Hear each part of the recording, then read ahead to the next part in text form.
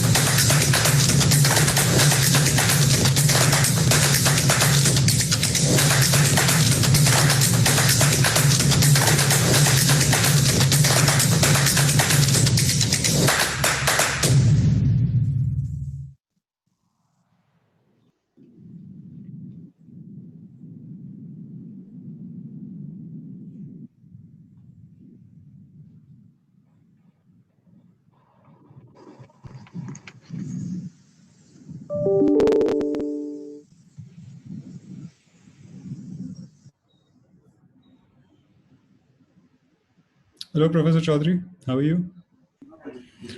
Hello and welcome to ABP Education. A very good afternoon to all of you. My name is Singh and I work for ABP Education. And before I get on to the details of the webinar, I would like to tell you about ABP Education. We talk about higher education mostly, and we are into dealing in news, updates for students in studying in colleges and universities and their educators as well. And we are powered by the Telegraph and anandabazar.com. Now getting on to the webinar. This is the third webinar in the Campus to Career series, and it started on August 12th with the Bengal Education Leaders Summit, with the Education Minister Partho Chatterjee being a part of it, the first one. And now today's subject is online education. Is an e-learning degree as valuable as a traditional degree? And with this, I would like to introduce to you the panelists, starting with Dr. Nisha Singh. She's Deputy Director, Center for Online Education, IGNOU, New Delhi. She is working, she holds a master's in zoology and education from University of Delhi. She did her research in education and worked as associate professor in Faculty of Education and Allied Sciences, MJP Rohilkhand University. She has a long classroom teaching experience as teacher educator. And she has taught in various teacher training institutions as well. Welcome, ma'am. Our next panelist is Shaurya Pratap Singh. He is Regional Director, India, Coursera. Shaurya is currently leading enterprise business for India. And during his career, he has led high impact teams and business partnerships to help institutions source and develop the right talent. And before Coursera, Shaurya was with LinkedIn and Monster.com. And currently as regional leader, Shaurya leads a high caliber team that is helping companies and institutions across the country leverage ideas, technology, solutions, and insights which are required when uplifting organizational and individual potential. Welcome, Shaurya. Thank you, Pratap. Nice to be here. Our next panelist is Vipul Redey. He's the head of School Enablement, Khan Academy, India. Vipul helps schools make the most of Khan Academy's online learning resources in their classrooms, and mainly by training their teachers. as a CXO at Global Discovery Schools and Director of Academics at Pearson Schools, India, he designed the daily classroom experience of thousands of students nationally. Vipul has previously been with Cisco and managing a large part of their global multi-million-dollar IT training and professional certifications portfolio. He is a TED-Ed innovative educator, a TEDx Colombo speaker, and an alumnus of the Stanford University Graduate School of Education. We welcome you, Vipul. Thank you. And next is Mohan Kennegal. He's Senior Director, Eruditus Executive Education. Mohan has built 3 digital education businesses, one as entrepreneur and 2 as intrapreneur. He co-founded Merit Track Services, an online examinations company. He has scaled into and he has built software products, Pariksha exam delivery and EduNext learning platforms. So they have delivered 40 million exams and managed 2.5 lakh learners. He has also launched Manipal Pro Learn. We welcome you, Mohan. Thank you. Thanks. And now our next panelist is Mr. Gaurav Kumar. He's President Corporate Development at Upgrad and leads strategy, mergers, and strategic initiatives. Gaurav is President Corporate Development at Upgrad and leads strategy, mergers, and strategic initiatives. Previously, he had spent 7 years in leadership roles at KPMG and PwC's management consulting teams in India, advising clients across sectors on strategy, operational efficiency, and data-driven decision-making. In his previous role, Gaurav was part of the leadership team at Reliance Jio and led strategy and investments for special initiatives. And now, the moderator of our webinar today is Mr. Ujjwal K. Chowdhury. He is a leading media and communications academician in India. Hello, Mr. Ujjwal. Yeah, hi. And he's been earlier with, he has been Dean of Media of Symbiosis Pune and Amity Mumbai, and Whistling Woods International and Pearl Academy of Delhi and Mumbai. He is known for his convergent approach to media education, starting from an integrated broad-based leading to focused specialization at the top. He had earlier been employed with Business India TV, Z News, Times of India Group, WHO, Media. And Mr. Ujjwal, welcome. And I hand over the session to you. Thank you. Thank you, Prabjot. And good to see you, Prabjot, from the Anand Bajar office. And we now focus on the mainstream of the program. Yes, we go ahead with this. Ladies and gentlemen, it's good to see 5 intellectuals, 5 leaders of the education of new normal, the education that has gone, at this point of time at least, largely online. I must also note here, July 5, Anand Bajar Patrika Group, ABP Group, which is latest and youngest prodigal child, that is abpeducation.com, which was launched during the lockdown, COVID-induced lockdown, in the month of, I think, April end, towards April end. This program, this portal had organized the first online education focused program with a huge success. More than 3,000 people registered, 800-900 people participated, huge success. It was a workshop where the teachers, because that time everyone was looking forward to understanding how to conduct, how to mentor online, how to conduct online sessions. That was a workshop and it was fabulous, successful, fabulously. Today, the focus is more on the youngsters, from the youth, on the youth, online education from another perspective. That was done more from the content generation perspective of our online education.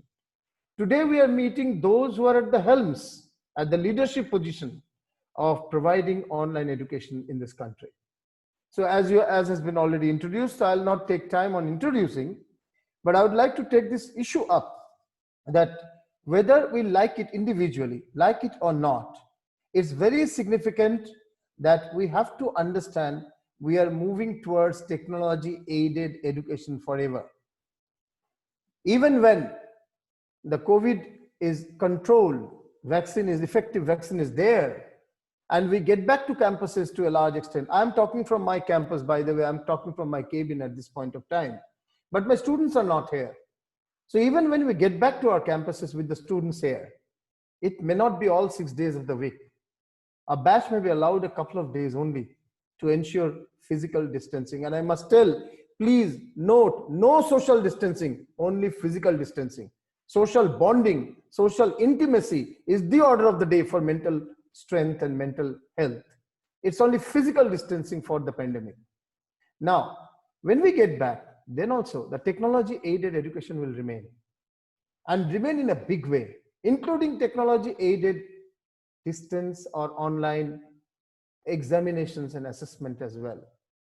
However, I will not take much time for the introduction of the subject. You have all come after knowing, I think I see 216 people at this point online on the Zoom, and there could be equal or far more number on Facebook Live, because usually our experience is that the Facebook live views are far, far more. Last time when we did this program, I was also part of that program as well on July 5, but not as a moderator, I was more as a speaker. At that time we saw 1.8 lakhs till now views on that particular program. That's pretty big, 180,000. So the topic is e-learning, but the first question we take up, and we'll take up several questions, and I invite questions from the audience also. So the first question we take up, e-learning degree or diploma or certificate, is it as valuable, as productive as a traditional degree? What are the challenges and the benefits there? So we'll open the session with this. I request Dr. Nisha. I have always the pleasure of calling the lady on the panel first, and she represents world's largest open and distance learning university, Indira Gandhi National Open University, IGNOU. So I request Dr. Nisha Singh to first respond to this question, whether e-learning degree you consider as valuable, productive as a traditional degree, diploma, certificate, whatever. Over to Dr. Nisha. Thank you, Professor Chowdhury. It's a pleasure to be here. And yes, I think that's quite a valid and quite a relevant question, as e-learning degree is quite valid, and I think it is as good as the other conventional degree. We have to look at it from this point of view that basically e-learning or online learning is a part of distance learning. It's learning at distance for anyone, anytime, on all those A's we talk about, and we say that it gives a lot of flexibility and all. So basically it's a distance education degree. So we have to go back and look at this. Do we consider the distance education degree to be at par with the conventional degree? We have varied opinion. At certain point of time, it is for the employers, for the people who are giving admissions, for the institutions to take that call. Having said that, I think that they are at par with each other, because I myself have, when I was teaching, as I was a teacher educator basically, and when I came to IGNOU, I thought I was learning basically online, what is e-learning and all. I wanted my knowledge to be structured. So I was working as well as I wanted my knowledge to be structured, and there was a degree from IGNOU, postgraduate diploma in e-learning. So that degree helped me in strengthening the knowledge I had. Then I did a totally online degree from Open University, Malaysia, which is Masters in Instructional Design and Technology. And in fact, these are the two degrees which really helped me in gaining a lot of knowledge from e-learning. And my knowledge about e-learning is from these degrees, and of course, working in the field. So according to me, and I do believe, is that the ODL or the e-learning degrees are as good as the face-to-face degrees. Why? Because it is basically the interaction, the input by a teacher, the teaching which the teacher does in a class, the way he or she interacts with the learners. For example, even in a face-to-face class of 80 students or a 90 students, or even for a 40 students or 30 students, where there's a lot of scope for interaction, but the teacher doesn't give scope for interaction. It is basically a lecture, no discussion, no motivation, no sort of inculcation of higher orders thinking skills in the learners. So it is like you are there physically, but you are at a distance. You are at a distance, at a cognitive distance. You are at an effective distance. So how good is that face-to-face teaching than the ODL, where we are physically removed, but we are trying to reach the learners through whatever medium we have, whether it's a print, whether it's a textbook, a print medium, as we say in ODL, or in the e-learning, we have these discussion forums, we have WhatsApp chats, we have so many emails, and then synchronous, like we have these Zoom, Meet, and so many tools are there. So it is, I think it's not the way of being present face to face. Even we have all those where two people are sitting right in the same sofa, but they are not interacting, they are not communicating. So what is the benefit of having face to face when you are not communicating? So I think it is the kind of experience, it is the kind of content, it is the kind of pedagogy you are having in your course or the program, which determines the level of the effectiveness of teaching and learning, rather than the distance. Thank you. That's the point, is the content quality, the way it has been packaged, the way it has been put before you, put before the learner. Very well said. We'll discuss this furthermore. I go to the next speaker, and I will request every speaker to be brief so that we can have multiple rounds of question and answer and make it very interactive and interesting. Already 4 or 5 questions have come from the audience. The audience is swelling, and there are questions also coming on Facebook. So we'll take them up a little later. Mr. Shaurya Pratap Singh, who is the regional director of Coursera. Coursera has a global leader that way with respect to online learning. Even at our university in Adamas, we have, our students have been doing Coursera courses, and Mr. Singh would know, we have crossed 10,000 courses done by the 3,000 students here.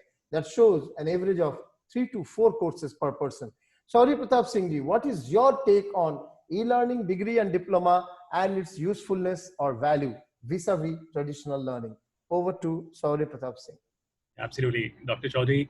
I think there's a very interesting topic which would possibly be polarizing, if we did this chat just a few months back.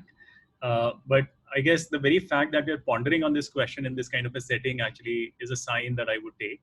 I would say, I don't think it's one versus the other, and I don't really believe that online would fully replace the campus experience. I do think, though, that in the new world that we're in, irrespective of whether you're a traditional or an online education provider, your success will actually depend a great deal on the quality that you offer, the learner outcomes, which means for the skills, including soft skills that you're imparting to students for their own personal and professional success, and how innovative and agile you are to adapt to some of these new changes in the new world that we are in. Now, for learners, although there has never been a better time, I think there is a far greater access to high quality education, to upskill, reskill, and long-term career success will be more so a function of skills developed rather than the degree you hold. And then obviously learners will have far more choices available to them in terms of what they want to learn. And lifelong learning is now becoming a key skill. And if we say lifelong learning, then online is actually going to play a much bigger role in it, although traditional education will find its own place as well.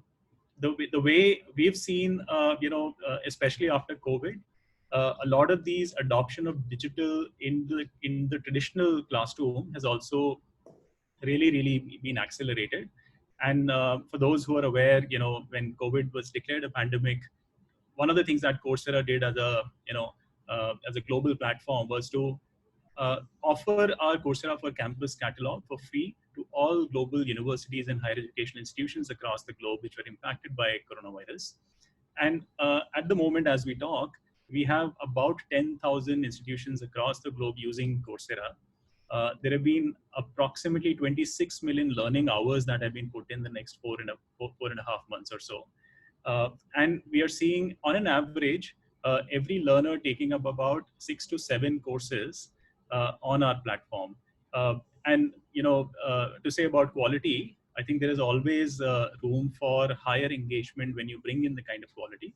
And that's something which we've been able to learn during this time frame and also understand, because an average course rating that we've been getting on our platform is about 4.7, 4.8 on a scale of 5, which goes to say that there is significant appetite among students as well as faculty members to adopt online.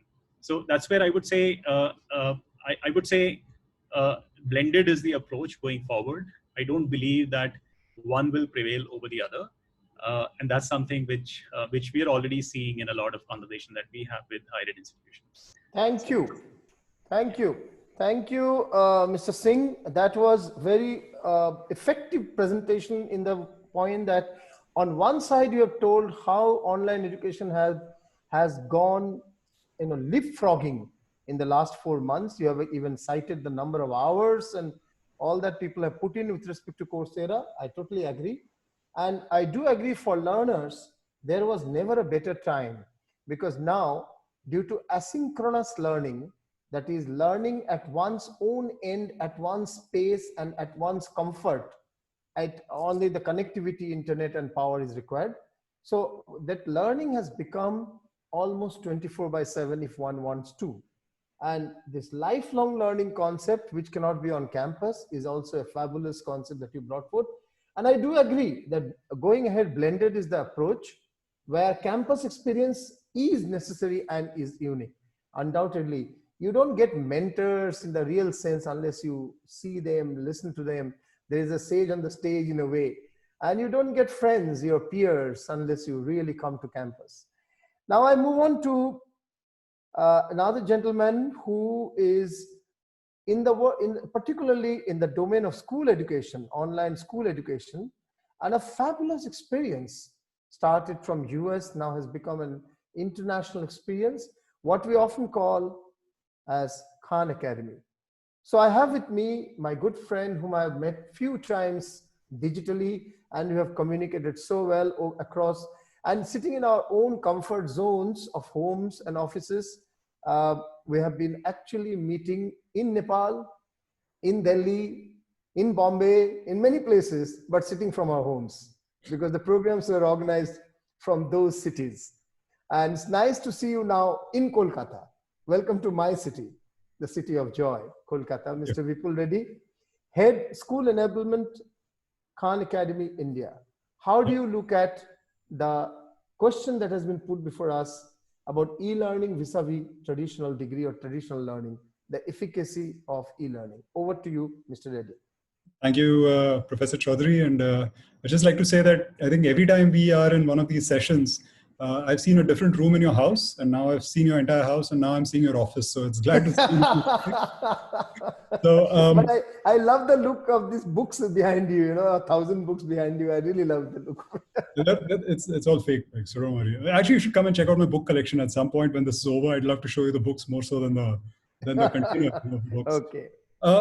Actually, I mean, I'm going to just say this, that I think you should take anything I say in this context of higher education. You should take anything I say with a pinch of salt, because I really may not know what I'm talking about. I'm specifically working in K through 12 education, and the service that Khan Academy provides is one that actually supplements formal education, doesn't supplant it in any ways.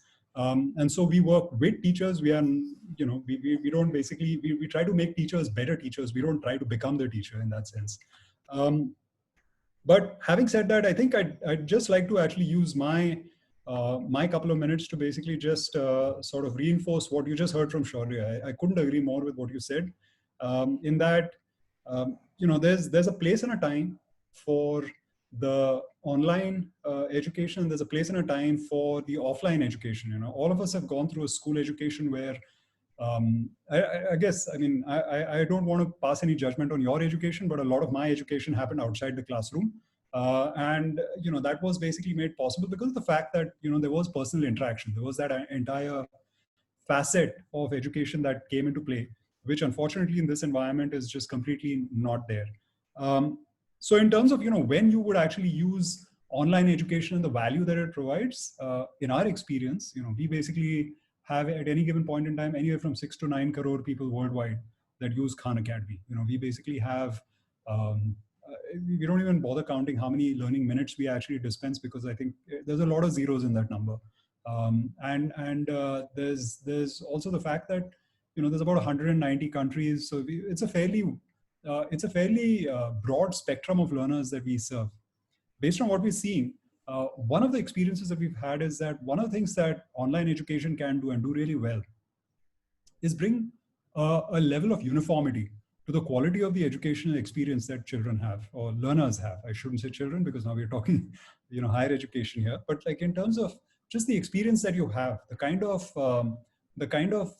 sort of, the progression that you would go through, the quality of the content that you would imbibe, there is a certain uniformity that basically comes into play that I think is done better at scale by an online education more so than an offline education.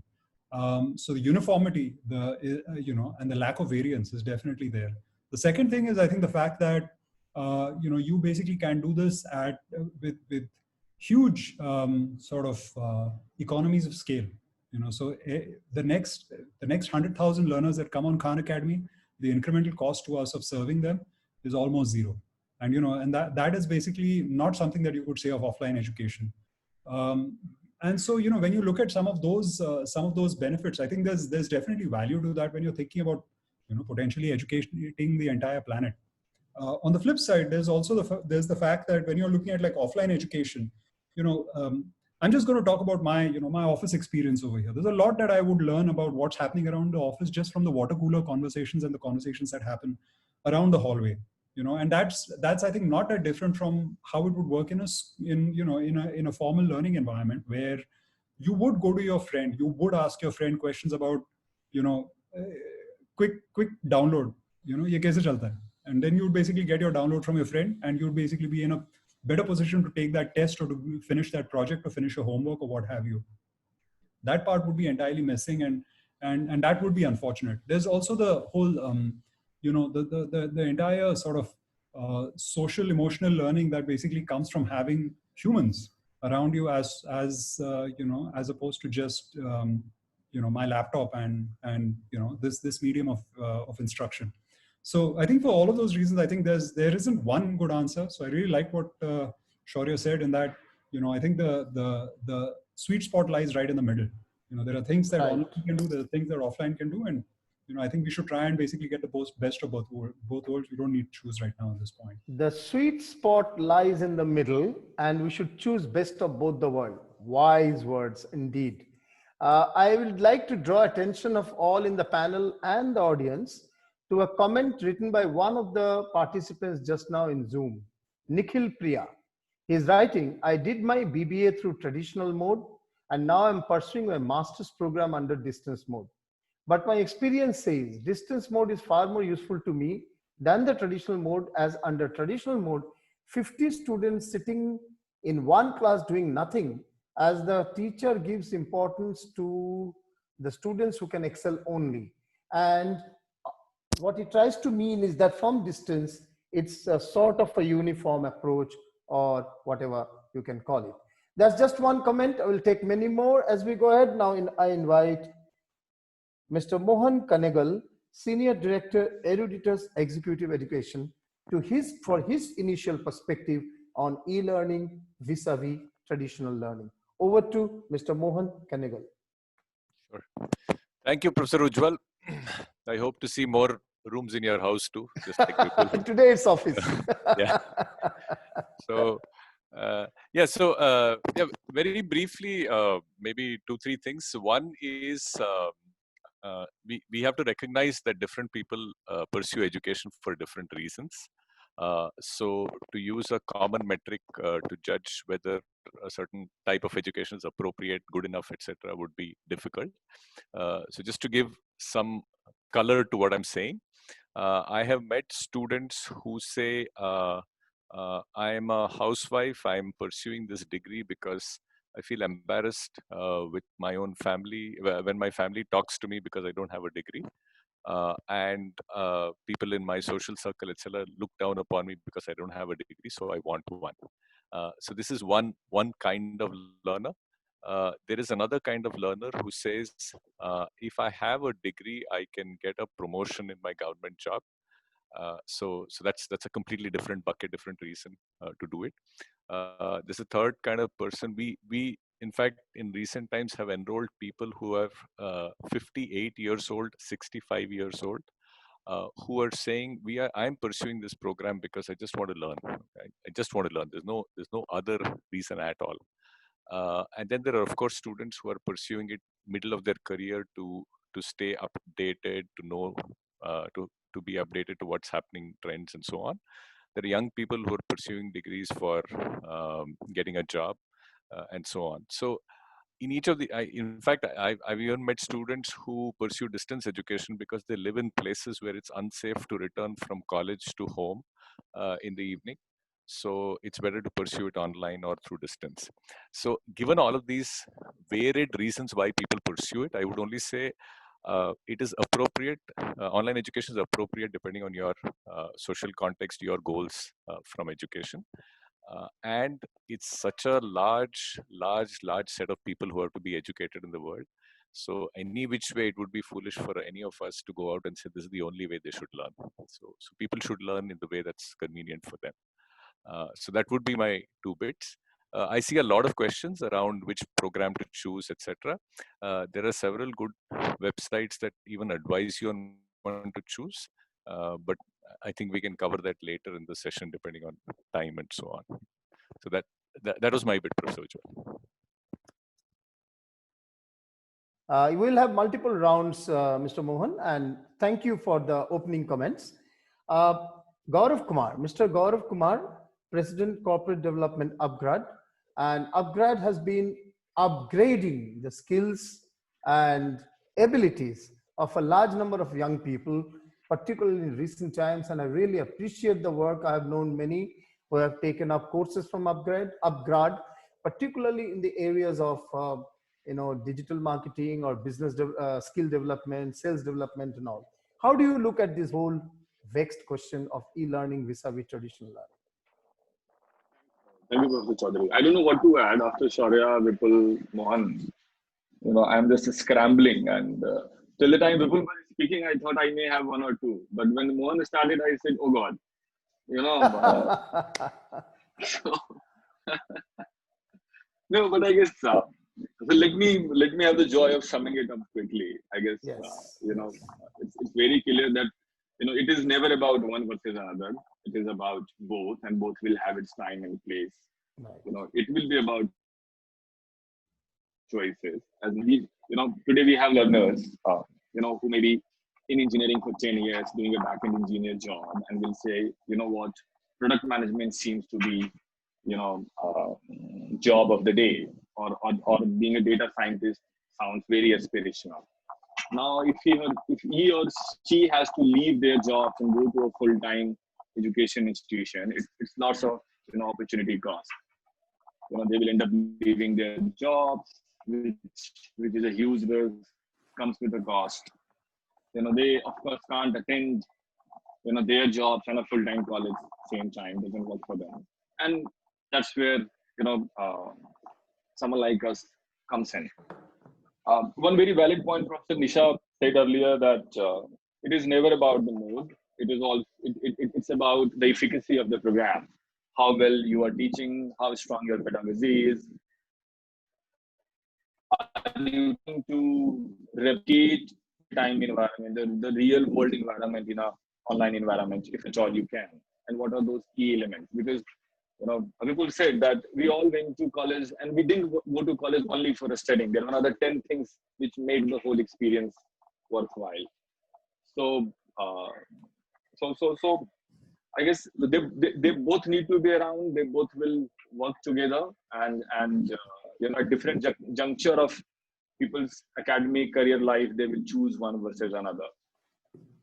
Great, thank you.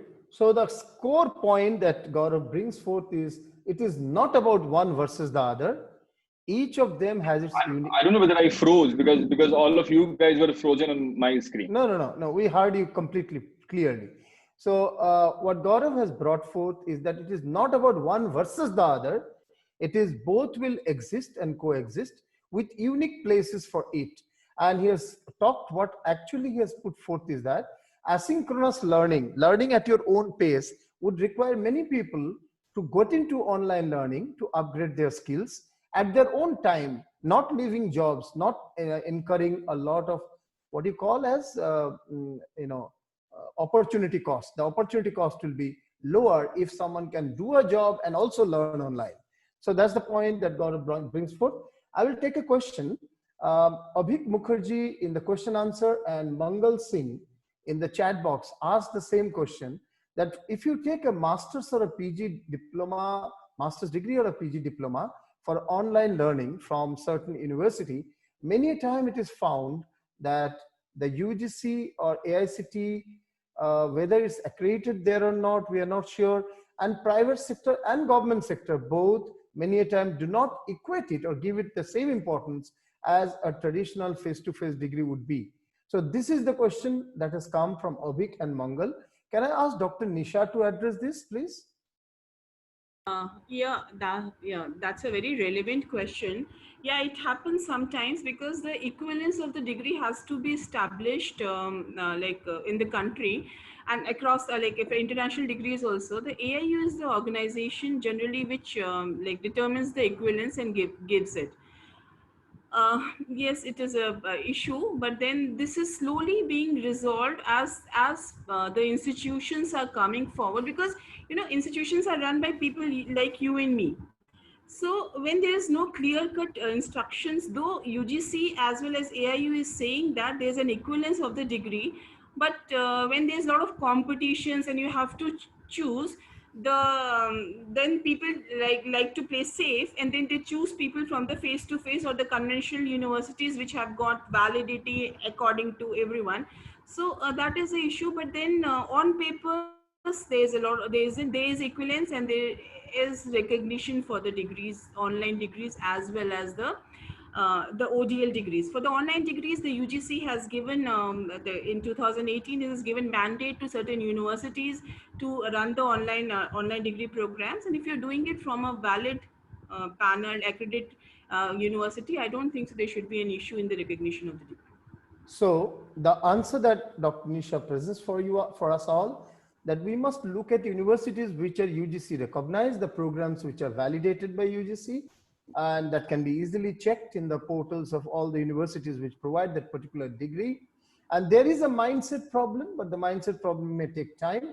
But legally, there is no difference between an online degree and an offline degree if it is actually given with UGC recognition. And a university degree can only come with UGC recognition. So that's all. I think that's fine. We will take certain questions again from the audience, and I will have a rapid fire sort of thing. It would be good that if we can have 1 or 2 line answer or 2-3 lines answer from everyone, whoever the question is addressed to. Arpan Chattopadhyay says, I complete some course from EDX and Coursera. How valid? Valid, I don't know what context he is asking, but the gentleman from Coursera, Shaurya Pratap Singh, would you like to reply to that? How do you look at the value of the Coursera courses? Is it about validity? Is it about skill building? Is it about knowledge base? What would you like to look at the validity of Coursera courses? Mr. Shaurya Pratap Singh, Country Director, Coursera. Thank you. I would just piggyback on what Dr. Nisha also mentioned to the previous question. I think on one side, there is a question about, how valuable are these online degrees? At the same time, I know that the more and more companies in the corporate world are actually making hiring decisions based on skills and not on pedigree per se. And by pedigree, I mean, earlier some of the big 4 companies actually used to have a mandate that you have to come from a specific genre of management school with a particular CGPA score, and only then would you be eligible to sit for those placement interviews, etc. I think more and more companies are moving away from that. So in that context, it's also an opportunity. And if I couple this with the fact that the shelf life of a typical technology skill has now been reduced to about 2 years, the half-life of a technology skill is now reduced to 2 years. And if I were to couple up both of these things, I would say it's in one sense, it is a challenge, but in the other, it also opens up a possibility for students, because now irrespective of what you did in the first 10 years of your career, it is possible for you to pick up and get skilled with a level of proficiency on a new skill in a matter of about 2 years and still find reasonable employment. So it is also throwing better opportunities for those learners who are going after lifelong learning, right? So I do want to call that out to all the students and professionals who are actually looking at these online platforms as well as traditional education. Specifically to the question, I would say Coursera, Udemy, edX, they all provide credentials.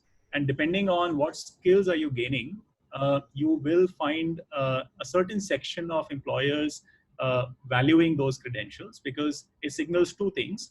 One, it signals your intent as a lifelong learner, and every company today wants to hire those people who want to learn, who are curious. So that's one. The second is it also allows you to prove that not only have you gone through these courses, but you've gained a particular proficiency on a particular skill, and that goes a long way to kind of secure your candidature for these roles. So what Shaurya basically is saying, that the credentials of a human resource goes up by doing several such courses, which adds to the skill set and the newer areas of learning which are emerging, which might have been missed out in traditional degrees, that can be brought to the fore, that can be learned faster through these short online courses. The validity is in its industry recognition. The validity is in skill upgradation. The validity is in upgrading the credentials of the person who is learning. These are the key points of the benefits of such courses. Thank you, Shaurya. There's another question. I'm already studying engineering. In the last session, we were told that soft skills are more important for a person to succeed. So how do we choose a certificate course from Upgrad or Coursera, and how they are relevant to me? So Shaurya, a brief comment, and then the gentleman from Upgrad, Mr. Gaurav Kumar, would speak. Yes, absolutely. And so there are multiple courses available for you to build lifelong skills. And I'll give you one example. There is one course on Coursera, and I'm sure, my colleague will also, talk about more that is available on Upgrad. And I do want to roll out this theme that there's never been a better time for learners to go online and take up courses on any of these platforms. So the one that I see on Coursera is Learning How to Learn. A very simple course by Dr. Barbara Oakley. But I can tell you, anyone who's taken that particular course always has an instant regret as to why they did not take that course earlier in the day or earlier in their life, right? And it's such a powerful course, but it develops a lifelong skill about how to learn better, right? Then there are courses on communication skills. There are courses on critical thinking, problem solving. All of these are soft skills that you can develop, which are highly, highly relevant for your career success, irrespective of the function that you're actually going to work in. Irrespective of the role, the function, these are human skills that put you in a much better stead. And all of this is available on Coursera. I'm sure, there are more available on other platforms as well. And as a learner, you have a full choice available of the bouquet of courses that you might want to take. Great. And Gaurav, would you like to speak on how soft skills and campus to career skills can be brought forth, upgradation of skills can be brought forth by Upgrad? Gaurav Kumar, the corporate director from Upgrad. Sure. So I guess, let me not get into platform first, whether Coursera, Upgrad. Yes, all of us will have programs where a student, and because the question has come from a student. So I guess, to a greater extent, it is also about, very consciously working on the larger awareness of the surrounding, of the sector, of the job, of the, industry, of the geography you work, you function, you aspire to grow in. What I essentially mean is, and I always tell this to students, and all of us go to colleges to hire, campuses to recruit. And one factor I always look for is the degree of awareness a student has about, what he or she wants to do, or for example, if someone comes and says, I want to be a product manager, and then of course, next question you would want to ask is, what exactly a product manager does? How do you think product management happens? And I don't think you need to undergo a course to know that. You can definitely Google, and there is more and enough information available to build that degree of knowledge, sensitivity around it. Second, and of course, there could be 100,000 million parallels to it. Things which a student must work very consciously, and it is never the 5th semester or 7th semester effort. Because the placements are nearby, so they can start working on it. It should be a very conscious, lifelong thing. Great. As far as the platforms go, and what Upgrad does, or others do, is essentially, apart from the technical skills, which is being imparted in synchronous and asynchronous ways, there is a very concrete effort to help a learner acquire communication skills, acquire the interview skills, acquire how to build, approach conversations, how to approach a job, how to build career, and so on. So there you have a whole bunch of mentors, which will be industry mentors. So for example, if you want to be a product manager, can I get you speak to 5 product managers from Zomato, and Amazon, and Microsoft, and Really? Cisco, Good. and so on, so that you get a real life sense. You get to know what exactly is happening in the real world, and it is no more technical, or rather theoretical, but also from the practitioner, which also helps you understand the expectations from them. Thank you. The point, very critical point here, in a classroom, you cannot be getting 5 product managers up there to tell you the technical and the softer, hard and the soft skills both together, which an upgradation of skills through an online course may bring in. That's good, an important point. A question that has come, by the way, ladies and gentlemen, it will be very rare to get such 5 scholars as practitioners of online and distance education that we have got today here, thanks to Anand Bajar Patrika Group. And you must make the best use and ask. I'm trying to accommodate as many questions as possible. Okay, we go to the next question. For teachers of government schools, which courses are available for enriching teaching learning in the classroom? Do you have any skill-based on pedagogy, school pedagogy, on teaching learning in the classroom to upgrade that? Anyone can pick up. Anyone can pick up that course, that question. Mr. Devashish Kumar Datta is asking it. There is a course on SWAYAM, the Indian platform for MOOC courses. There's a course on teaching and learning. There's a course on design and development of e-learning. These courses can be taken up by the school teachers. Great. For the pedagogy, for enhanced, learning more about pedagogy. For those who are listening to these words first time, MOOCs, massive open online courses. SWAYAM is a government initiated MOOC, and where, as Madam has rightly said, there are courses focused on teaching learning methods for the classroom, for upgradation. And this has no cost because it's MOOCs. But there could be also similar courses from other platforms. For example, Coursera has certain courses which has a minor cost attached to it, which is in an international context of upgrading your teaching learning skills. Okay, there is a question from Kaushik Chakravarti. He is asking, what about e-learning in healthcare education, especially when it comes to upskilling courses, where hands-on training plays an important role? Anyone, I think from Mohan. Mohan, would you like to take from Mohan Kennegal from Eruditus? Sure. Yeah. So we ourselves don't offer healthcare courses, right? But there is a company, I think it's Apollo Hospitals, along with a company, I think it's called MedVarsity, based in Hyderabad. They offer online courses which are for upskilling. And many of the programs that are available today are one kind is certificate programs, which are really don't require you to go into a lab and so on. So for example, diabetes management, because that's a program that they run, which is completely online. In the event there is some lab and other intervention required, then the way some of these providers have done that is you study most of the theory online, and for the rest of it you go to a lab that's nearest to you. So Lalpath Labs also offers some kind of these partnerships and programs around that. So both of these are available. Yeah. Thank you. That's a good response for use of that particular person who has asked the question. Dr. Nisha, I'd like come back to you. There is a question from Shiladitya Roy.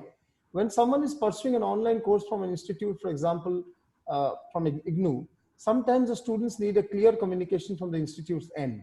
I have applied for one, but due to almost no communication from the institute's end, I really don't know how the course is going to be delivered. Is there a response mechanism with the university at IGNOU?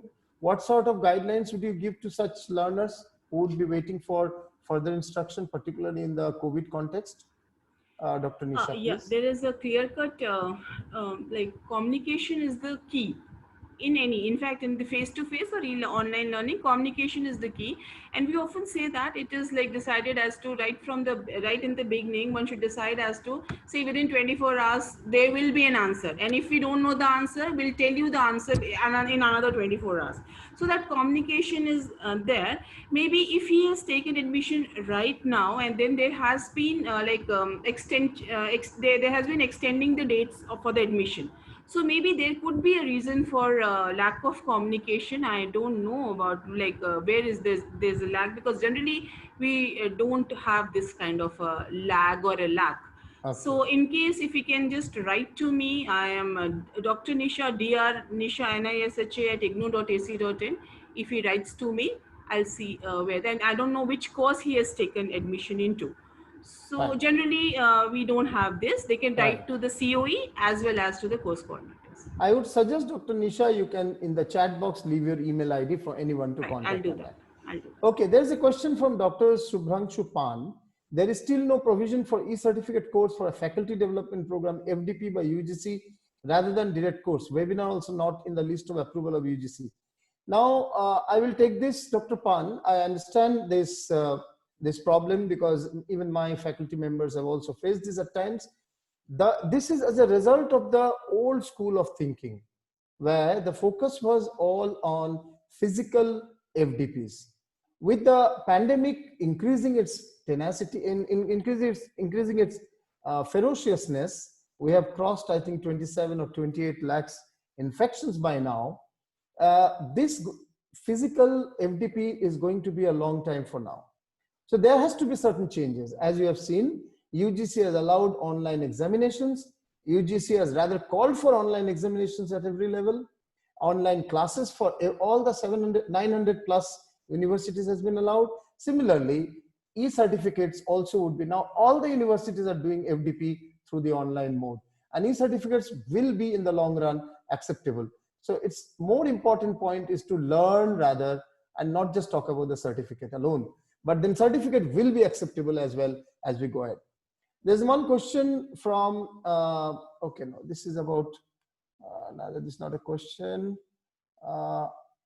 Okay, this is, anyone can take. How effective, Dr. Mohitosh Gayan is asking, and she's from a city college. How effective is online learning or e-learning in most rural areas of India where there's no internet access and students are poor? So the commonest question in everything about online, this will surely be there. Okay, Nisha ma'am, how would you respond to it? Then I'll respond myself. This is, the only answer is that, yes, there is a problem at places. Yes, we are every day, the infrastructure, the internet penetration is increasing.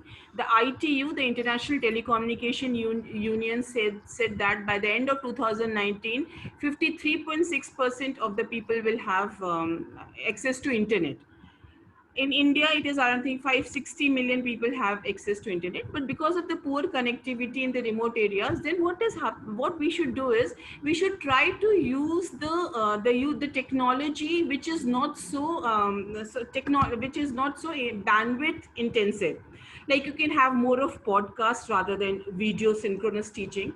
You can have more of, like, in fact, Swayam Prabha is one of the alternative where we are using the DTH channels for reaching the learners. So the Swayam, the resources which are made for Swayam are also broadcasted on Swayam Prabha so that the learners get it. Yes, that is an issue, and I think the government of India and everybody, that the individual and the institution at the governmental level, they are trying to address this. Yes, thank you. I will also take this up because this has been one of the most debated issues across all webinars that I have been participating in the recent times. See, Dr. Mohitosh Gayan, who has asked this question, neither you nor Dr. Nisha nor any of the panelists nor me have created a situation where the society is digitally divided, where the society is economically divided. So to ask and expect us to answer or yourself to answer, how can the rural people get online education? We will have no answer to it. We can only tell, just like roti, kapda, makan, shiksha or swasth are the 5 elements for a dignified life, digital access going ahead will be the 6th element or the 6th focus area for a dignified life. So government has to ensure digital access for the masses. This is what we can say. Second point, 2.4% has been the public education expenditure of the government of India centrally. State level, there are some which are even more, some even less. So government in the new education policy has said 6%. Welcome, very welcome. Now these 6%, the additional money, 2.4 to 6%, this additional money should be spent, in my opinion, largely to create digital access in the country. In the countryside, in the government, you are saying rural schools, yes, rural colleges, yes. On the other hand, the telecom companies also should come out, just as we have discounted tickets for students in buses and trains, there should be discounted net packages, internet packages available for particularly children of the rural hinterland. Alongside, 2% of CSR that the corporates are supposed to spend can be spent over the next 24 months to provide digital access at the rural level. Please note, there are already at least media has talked about 2 students of Kerala of class 9 and 10 who have committed suicide because they couldn't have access to online learning, whereas their classmates were having. So there is a huge amount of depression and frustration with a large number of youngsters. I am told one study shows 28% of India's 283 million students, only 28% have come online as on today. And out of the remaining, around 21% have some access in the sense of WhatsApp access, if not digital learning access. The remaining 51% of the population do not have any form of online learning. This is gross injustice to them.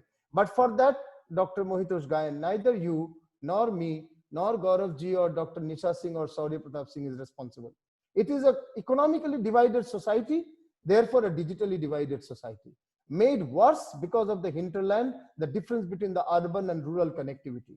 So what the demand that we need to create now is that digital access is a human right and digital literacy is the real literacy going ahead.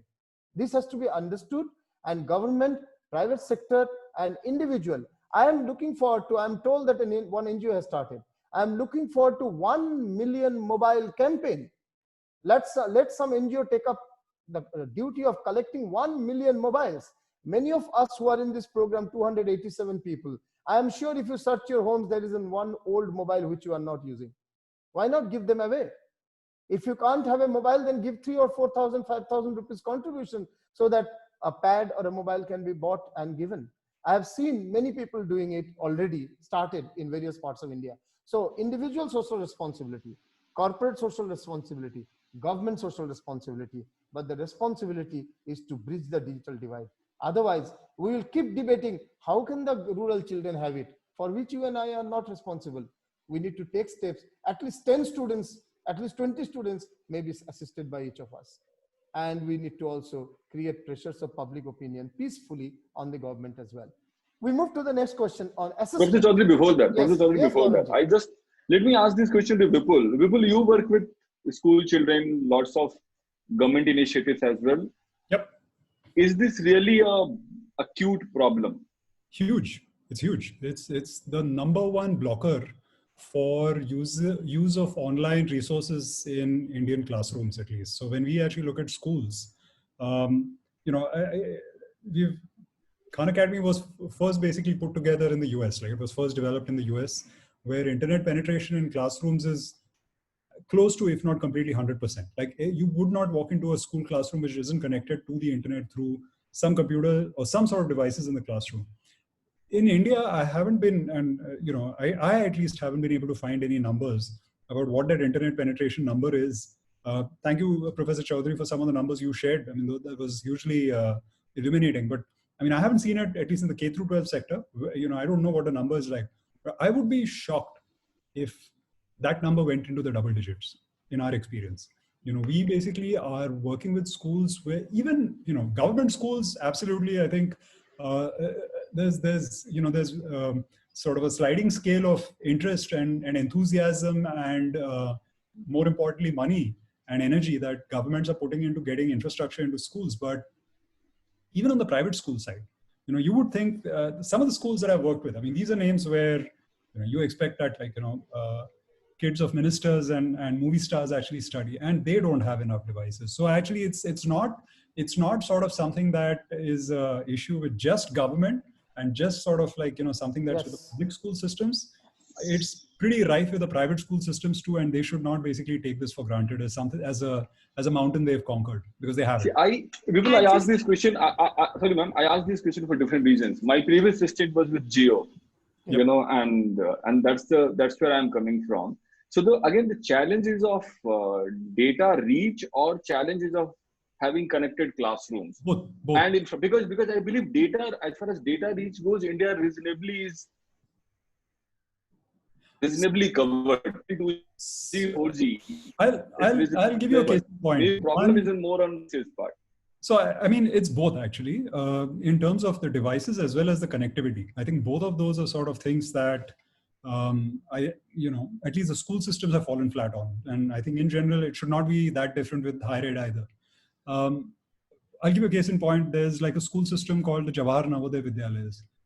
Excellent schools where you basically have like some insane, applicants to acceptance ratios, like, the kind of things that probably, the IITs probably would probably not be able to hold a candle to. And so I think the government's done a great job of basically setting one of these up in every sort of district. The issue is that by charter, they are in the middle of nowhere. And so you basically go looking for, I've gone to these schools, we've run tests there, we're working with them regularly. You'll have a hard time finding it because there are no milestone markers. It's like 3 cows from here turn left and that's where the school will be, kind of a thing. It's in the middle of nowhere. So in those places, essentially the biggest issue they faced is just that connectivity. They did a little study to see what would it cost to have every single JNV connected. And I think the number that came back was just so incredibly insane that they just decided it's not something that they're going to touch anytime soon. And in general, that's not very different. Like, I mean, a lot of school education is in similar locations, which are miles from the last drop of high-speed fiber. And so I agree, Vipul. You are talking from an ideal infrastructural situation, and the situation is really very bad for a large number. Having said that, a very credible study has already shown that online education at least has reached, if not fully but partially, 28% of the 283 million students. There is 28.3 crores students, formal students, registered formal students from primary level to university level in the country, with 944 universities, 39,682 colleges, and lakhs of schools. I don't have the figure of that. So 28% largely, roughly, have been touched. But if everyone has a high-speed internet connection, no. If everyone has a laptop, no. In some way or the other, it has touched. Then there is 21% who can have access to WhatsApp. So getting some content from WhatsApp and Facebook, but they don't have online education. Yeah. But the 51% is the real concern, where there is no connectivity of any sort. And therefore, I suggested these individual, corporate, and government social responsibilities earlier. We get back to the question answer, but good discussion we had. Thank you, Gaurav ji, for raising the issue. Thank you, Vipul ji, for answering that as well. I want to add, Professor Chowdhury.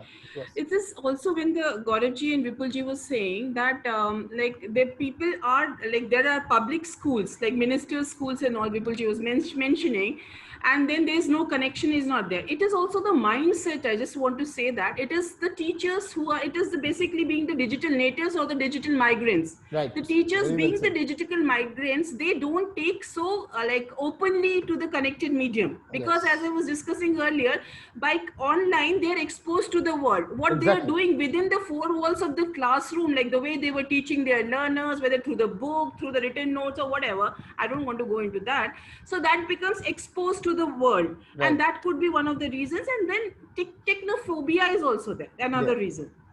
Madam, our teaching community has a lot of dinosaurs. And a large number of dinosaurs would be going out of business in the next 1 year.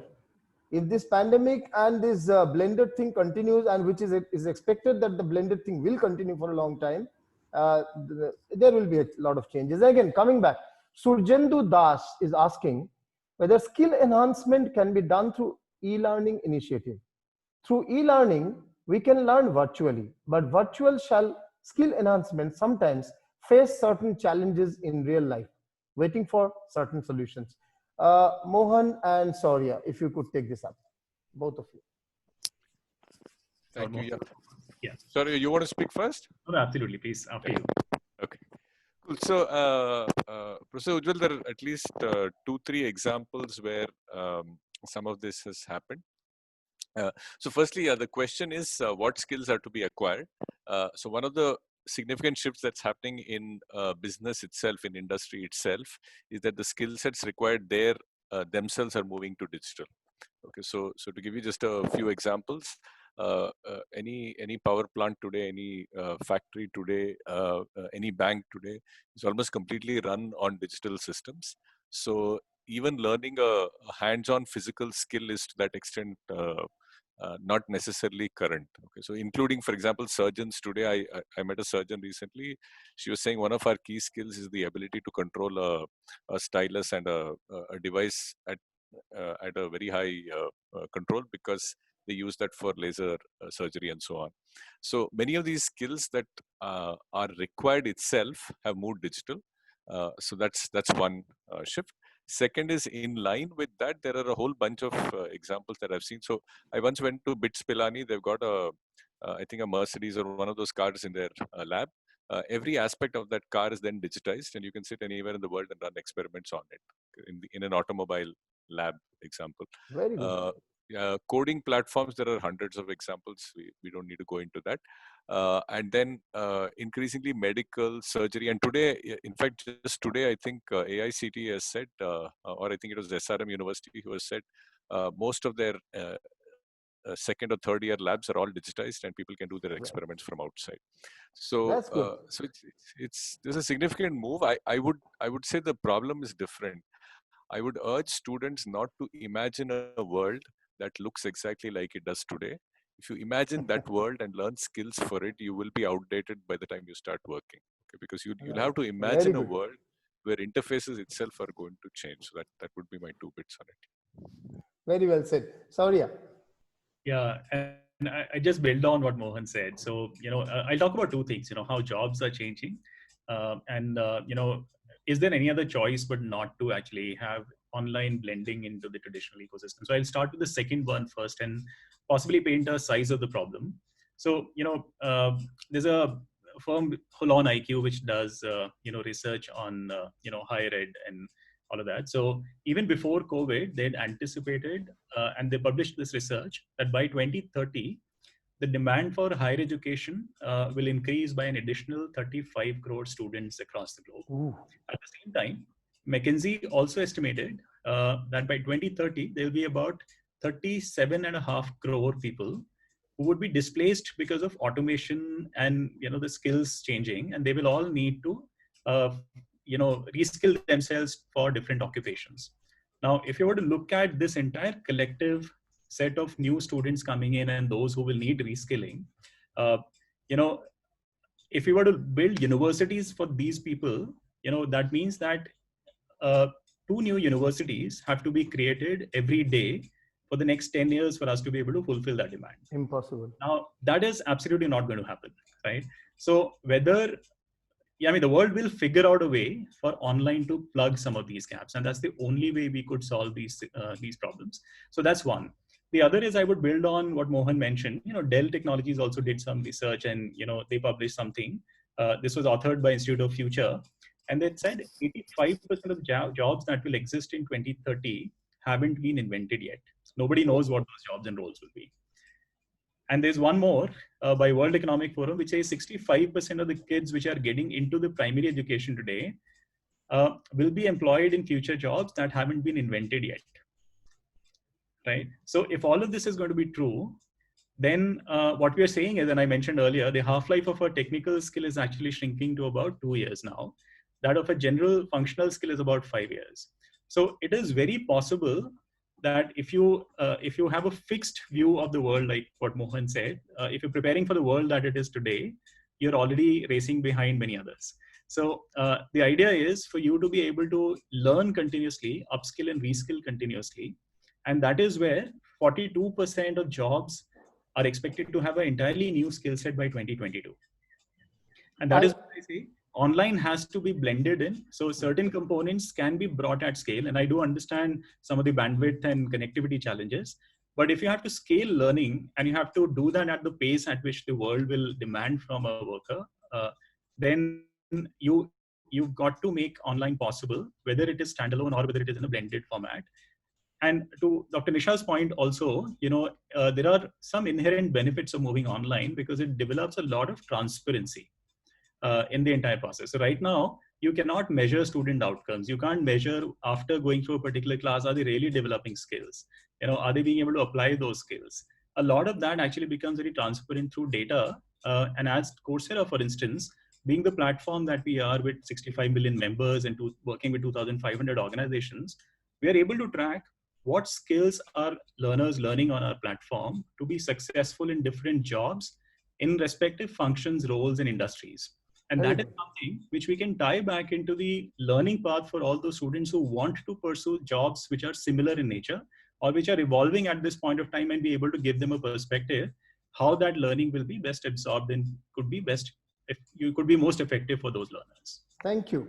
So I reiterate what Mohan and Shaurya has just now said, because this Chowdhury, is if I may actually just like to supplement something that you've just talked about. Like, I think one other aspect of where you would go looking for online alternatives is also where the offline alternative is either way too expensive or not really available or not really desirable, just too dangerous. Right. A couple of cases that I've seen of this are, wind technicians. So we're basically having a windmill, setting up a windmill, which is like a multi-million-dollar sort of initiative, is not something that most polytechnics would be able to basically pallet.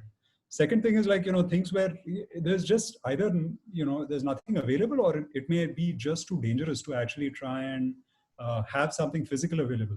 Bomb disposal technician, you don't want a newbie to find out the hard way that this is not how you defuse a bomb, And so those are some of the things that, like, for example, the armed forces around the world are looking at completely online options to basically at least get you like some basic, some basic fundamental knowledge before you start to actually touch the physical aspects of that job. This point is very critical.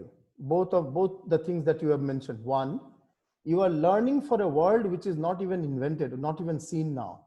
So you're learning for skills and jobs which are not there maybe largely. Second, that certain things offline would be highly expensive or dangerous. These 2 points have to be understood. Now let me reiterate, or rather strengthen the argument with some examples. There is, I think, Diksha from the CBSE that has brought in virtual labs for schools.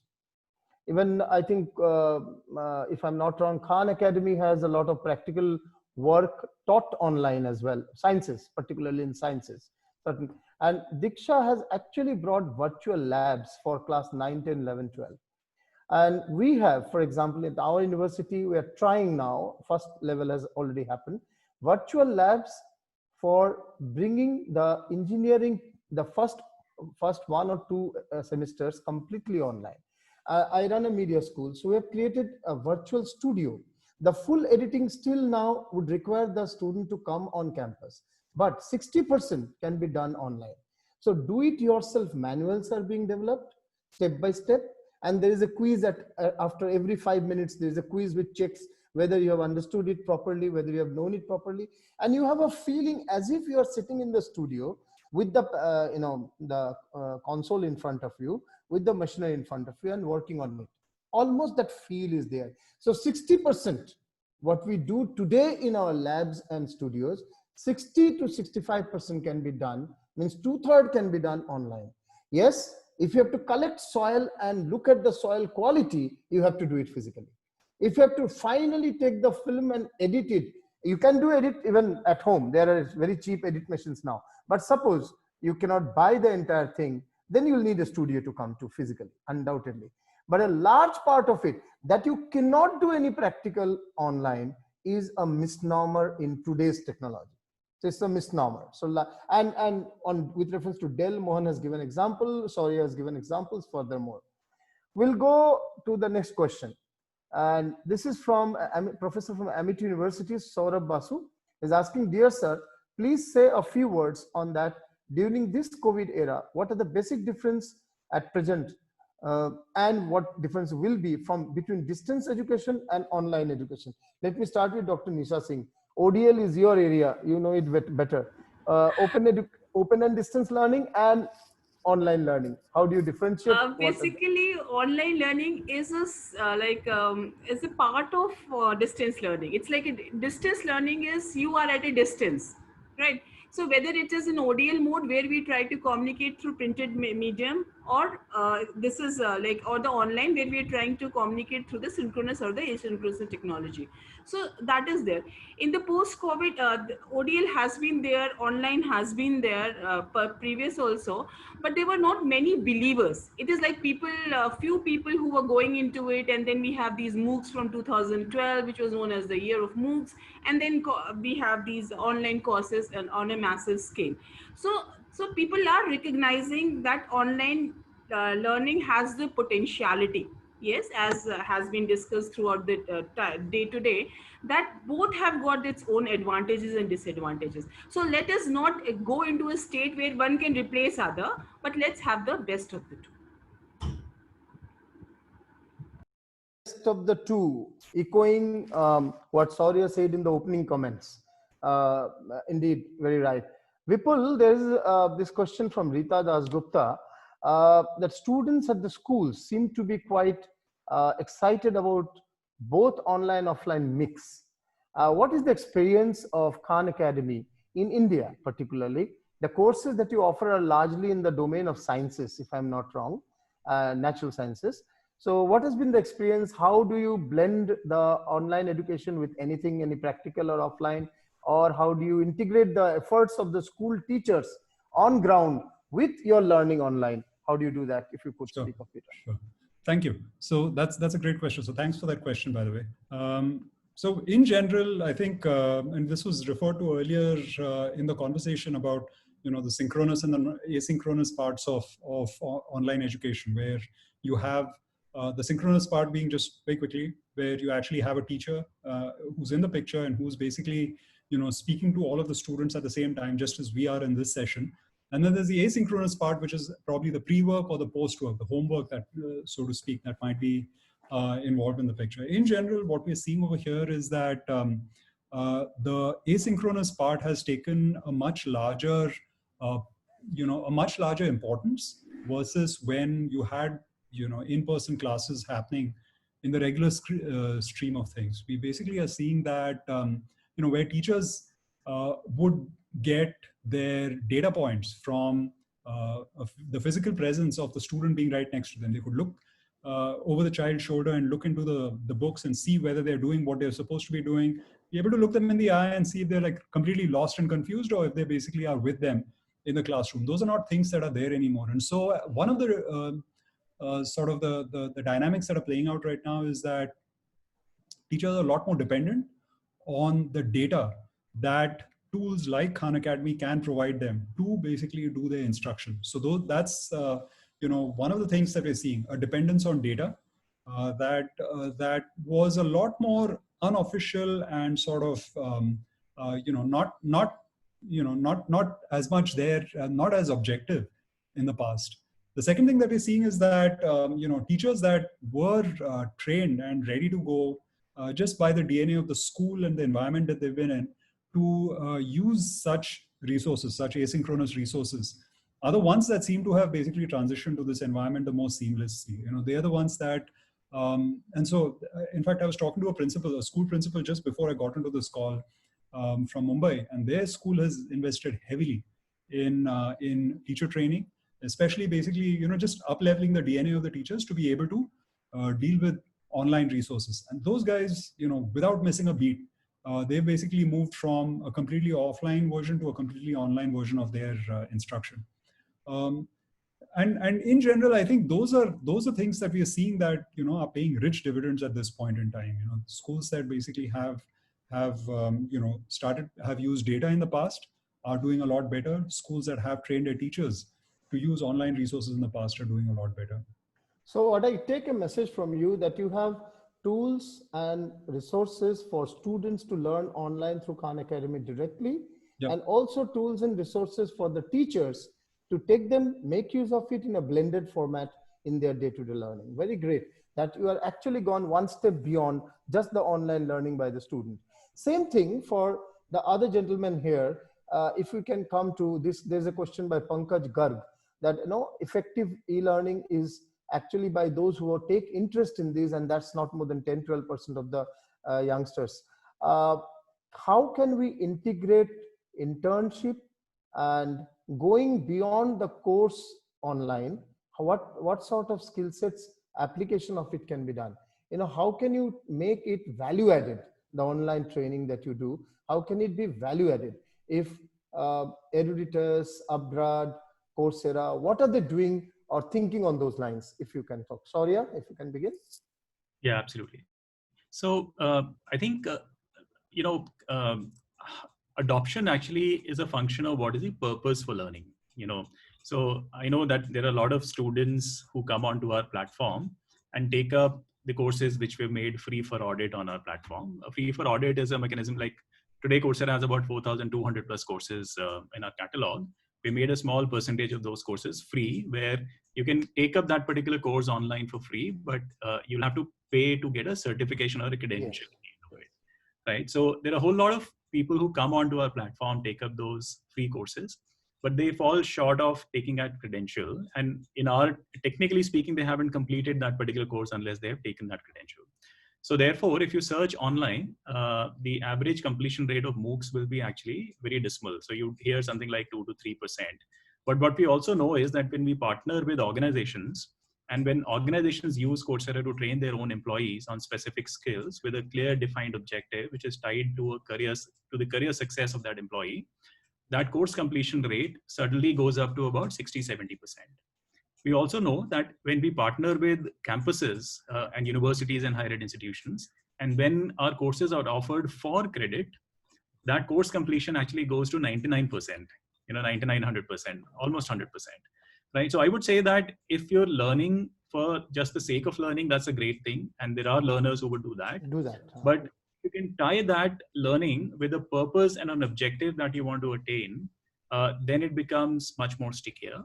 And that is where we always advise, organizations, companies, governments, as well as campuses who partner with Coursera to figure out what is the end purpose we want to achieve. So that would be, yeah. So I would rest with that. I think as long as you can tie back to a purpose, I think then your learning can stick. Mohan? So I'm assuming, Professor Ujjwal, your question is more about the efforts made for course completion, right? Course completion and learning can it be outcomes. connected to internships? Can it be connected to some other value addition? Right. What can be done on that? Sure. Yeah. So two things. One is, of course, one of the advantages of our system is that our course completion rates are very high.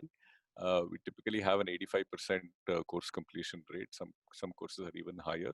And I agree with Shaurya. It depends on what people came in for. So if they came in for a free course which they're only evaluating, then it's very unlikely that they will complete it.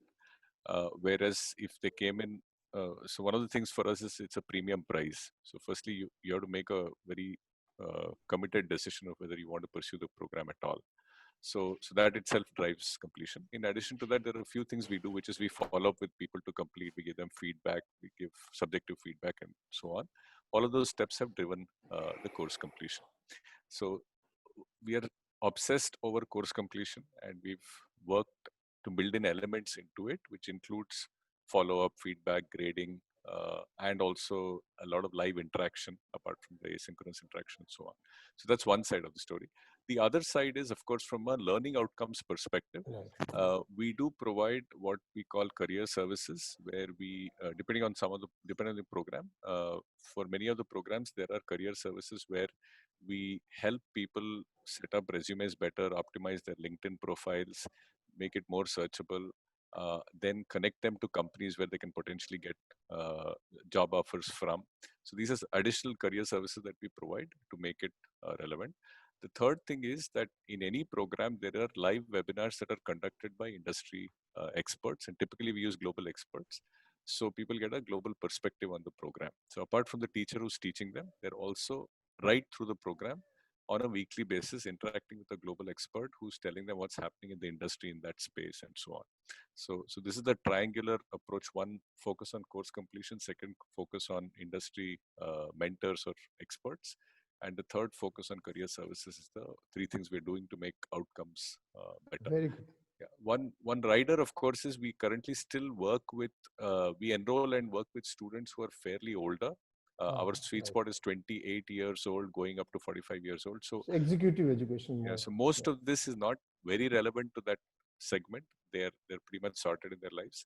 But our interest also is to see if we can do better on this and also replicate some of this into the younger population. So that's where we are currently. Gaurav, would you like to also focus on what could be the value additions apart from course completion? Course completion itself is a big value because otherwise you don't get the certificate. So what can be the value additions, Gaurav? No, I guess, of course, as Mohan said, course completion is also a byproduct of the financial commitment the guy makes, you know, and you pay $500 and you want an ROI. And here you are asking this guy to pay you $3,000, $2,500, $4,000. You know, in currency, 2.5-3 lakh rupees. So this guy will be always conscious.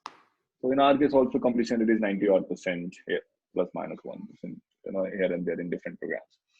I guess the differentiation comes in the delivery part, and the sheer reason, you know, a Coursera or an Upgrad or a Eruditus exists or continues to exist is because the whole effort is to provide a learner something which comes as an area of challenge. A gap doesn't exist in the way it should, apart from the convenience and so on. And you know, pretty cliched stuff about industry academia connect, how it lacks, and how guys like us have gone and tried building content, building learning pedagogy, building learning experience, which helps a learner connect to the, you know, job flow requirements. And to help them achieve, what we do is, you know, apart from building in course internship opportunities, or building, you know, live case opportunities, you know, live assignment opportunities. So if you are doing a data engineering module under data science or AI program, you know, how do I get you 4 problems to solve and work with a mentor who is a data engineer at LinkedIn, you know, and essentially get you that. So I believe that experiential hands-on learning is what the real differentiator, the value add which comes. And of course, you package it with career services and jobs and interviews and placement and communications and CVs and so on. But I definitely believe, you know, that's where most of the, you know, worth higher tech companies or upskilling organizations have gone extra mile. And I'm not saying it's a finished product, and I'm sure Shaurya and Mohan will agree with me that it will keep getting better, you know, and you know, so to answer that specific question, you know, value add, I believe it is, you know, combination of all these 4-5 elements which makes it. I appreciate the point of internship that you brought in. I mean, you are supporting them with internship also. That's a great value addition in my opinion, because completing a course and getting to know things and also going through the evaluation is one part, but getting to be connected with the industry, as all of you have said about master classes and experts from the industry, those are very good value additions. Dr. Nisha Singh, I know you have to leave for another purpose. I'm aware of it. Before you go, if you could say, how about the evaluation, assessment, marking? You know, how about understanding whether the learning outcomes have been achieved or not on a distance and online mode? How do you evaluate, and how foolproof is that evaluation? What are the strengths of this evaluation vis-a-vis the old type of evaluation that we had, face-to-face, writing long answers, year-end exams? As against that, how do you really look at evaluation? Professor Chowdhury, what is assessment basically? Assessment is we are trying to know as to whether what we had designed for the learner to achieve, they have reached that or not. There has been overemphasis on paper and pen technique. We have these essay type questions. Whenever we go for online education, we have to look for these alternative assessment techniques. Like we can have a portfolio. Portfolio is basically a kind of a, like you have a like record of the development of the learner from the day he joined, from the day he or she is exiting from the course. So portfolios are there, blogs are there, wikis are there, and then quizzes, the discussion forums. What is happening is that we are trying to find everything we used to do in face-to-face and online. Can online do it? Can online do it? Can online do it? It's like a checklist, which is not there. We have to look from the perspective of the online education, which says that this overemphasis on synchronous, face-to-face, that the teacher facing and talking is face-to-face. It's like remote. This is an emergency, remote response to this emergency situation, basically. So it's not, whenever we are in assessment, let's look for alternative means of assessment which are equally powerful. Believe me, they are equally powerful. So we have to design it like that. Say for discussion forum, if the learner is having, like giving quality discussions, let them consolidate. You are inculcating higher order thinking skills. So you have to design, that has to be at the policy level also. It is not only that a single teacher can do or a single school can do. It is the institutions which are at the helm of the affairs, they have to take call that the alternative means of assessment are as effective, if not more, than the normal paper and pen and the quiz. Thank you. Thank you. So, I understand you have to leave. You may please go. No, thank you very much. But we'll continue the discussion for a while. Thank you. Namaste. Namaste. Yes. Can I come back to Shaurya and Mohan?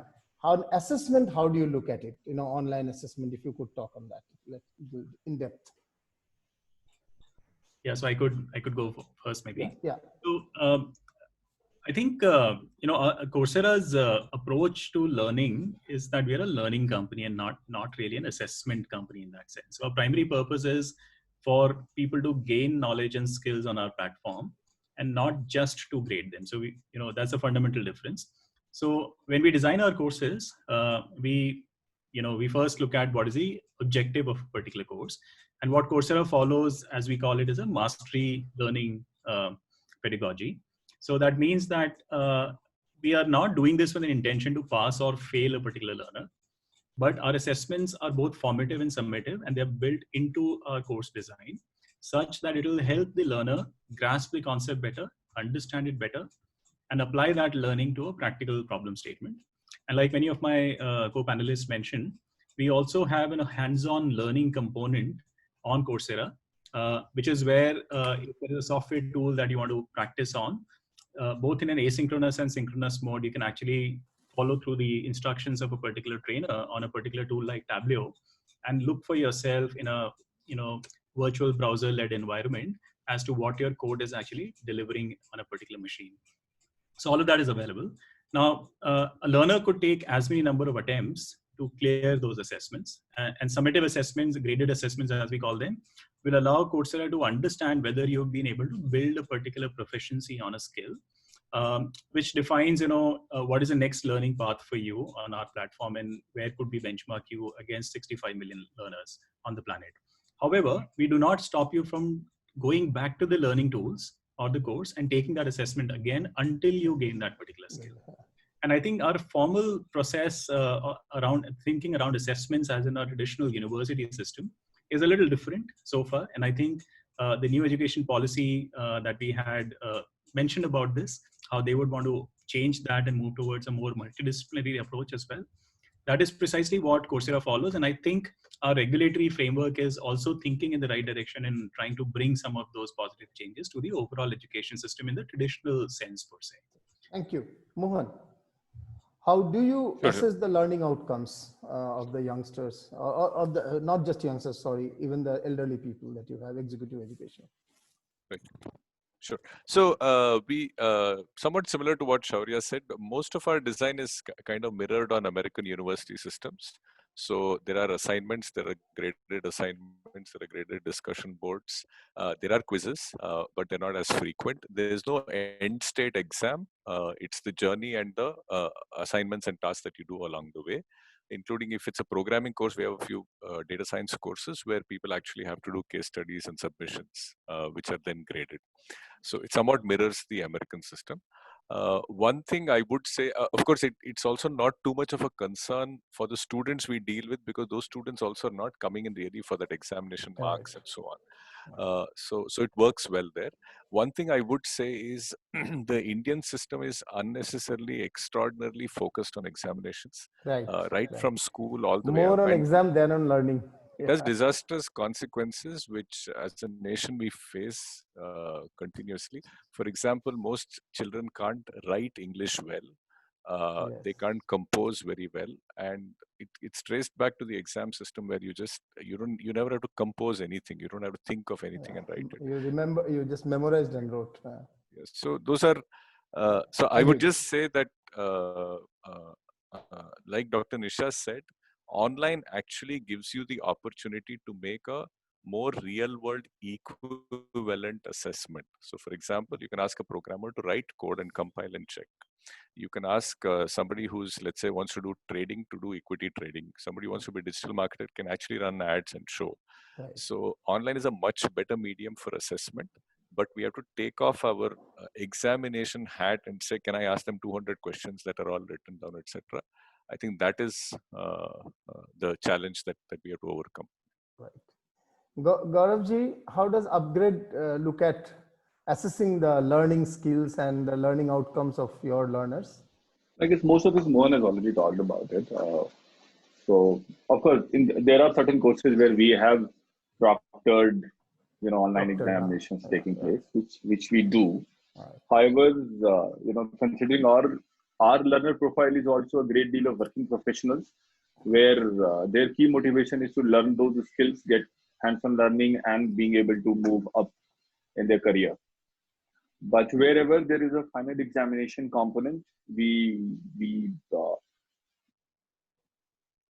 use, one of Mohan's founded, X company, and other service providers who do that for us. Okay, great. Mr. Redey, how do you look at the school level? Do you have any evaluation mechanism of these courses? Because as far as Gaurav's or Mohan's or Shaurya's courses are concerned, they are connected to certification also and completion of a certain set of skills. Dr. Chowdhury, I must warn you, you are opening a Pandora box. I know. So, how do you look at, are you looking at the youngsters' aid to learning, or is it assessment ended course, or a course leading to an assessment, or is just an aid to learning at the school level? So, I mean, I heard everything that the panelists before me talked about. So, for example, Shaurya talked about how Coursera is very, mastery based.